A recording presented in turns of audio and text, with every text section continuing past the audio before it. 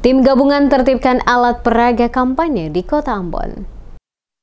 Ratusan alat peraga kampanye yang berada di sepanjang Jalan Jenderal Sudirman, Jalan Putuhena, dan Unpati dicopot tim gabungan karena menyalahi aturan dipasang pada tiang listrik dan pohon.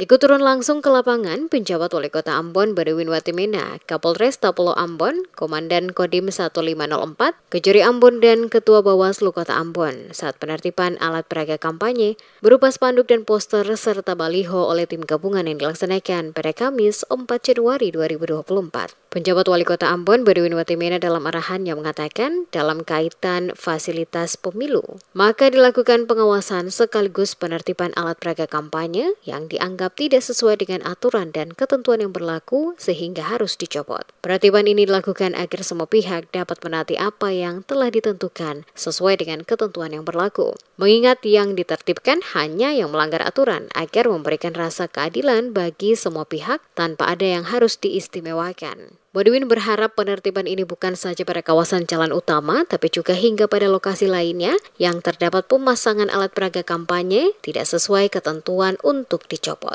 Hal ini sebagai bentuk komitmen bersama menciptakan pemilu bersih, adil, dan berjalan dengan baik. Yang ditertibkan ini yang sesuai penilaian Bawaslu melanggar pada pohon-pohon tiang-tiang listrik, itu yang tidak boleh. Nah, karena itu tadi saya bilang teman-teman yang melepas harus lepas semuanya, jangan sampai nanti terkesan kita memilih atau tidak adil dan sebagainya.